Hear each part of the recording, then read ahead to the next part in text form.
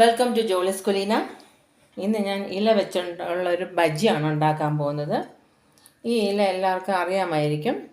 മലബാർ ചീര, വള്ളിച്ചീര, മലബാർ സ്പിനാച്ച് എന്നൊക്കെ അറിയപ്പെടുന്ന വള്ളിച്ചീരയാണ്. നമ്മുടെ വീട്ടിലൊക്കെ മിക്കവാറും വീടുകളിലൊക്കെ ഉണ്ടായിരിക്കും ഒരു വള്ളിച്ചീര. അപ്പോൾ ഈ ഇലയ്ക്ക് ഇച്ചിരി കട്ടിയുണ്ട്, അതുകൊണ്ട് തന്നെ ഇതിൽ ബജ്ജി ഉണ്ടാക്കാറുണ്ട്. അപ്പോൾ ഞാൻ ഇന്ന് ഈ ഇല വെച്ചൊരു ബജ്ജി ഉണ്ടാക്കാൻ പോവുകയാണ്. അപ്പോൾ അതിന് വേണ്ടിയിട്ട് 3 ടേബിൾ സ്പൂൺ കടലമാവ് എടുത്തിട്ടുണ്ട്. അതിലേക്ക്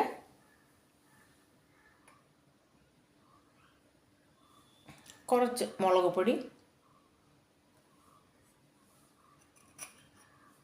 കുറച്ച് ഉപ്പുപൊടി, ആവശ്യത്തിന് ഉപ്പുപൊടി,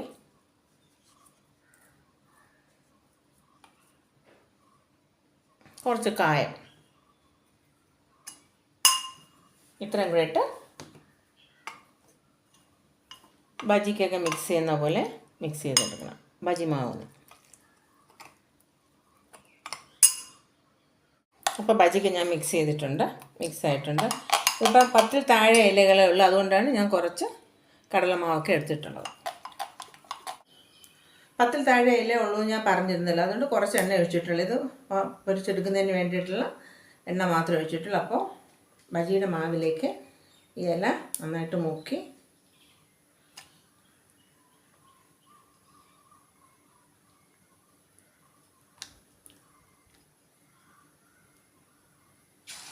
എണ്ണയിലിട്ട് കൊടുക്കണം.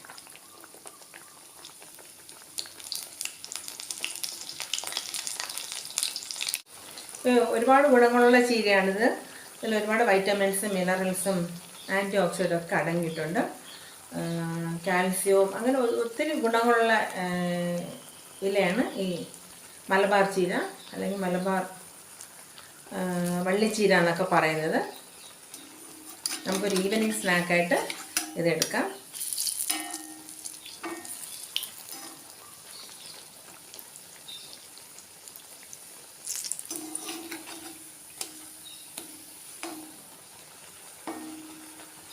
സാധാരണ ബജി ഉണ്ടാക്കുന്നത് പോലെ തന്നെയാണ്.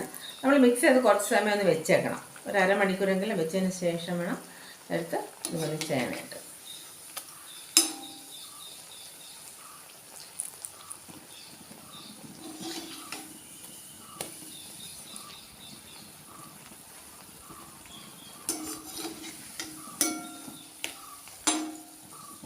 ഇപ്പം ആയിട്ടുണ്ട്.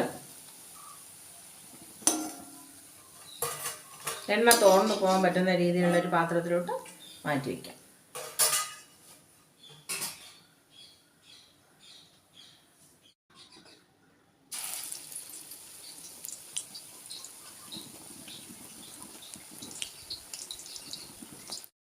ഡിയർ ഫ്രണ്ട്സ്, മലബാർ ചീര കൊണ്ടുള്ള ബജി റെഡി ആയിട്ടുണ്ട്.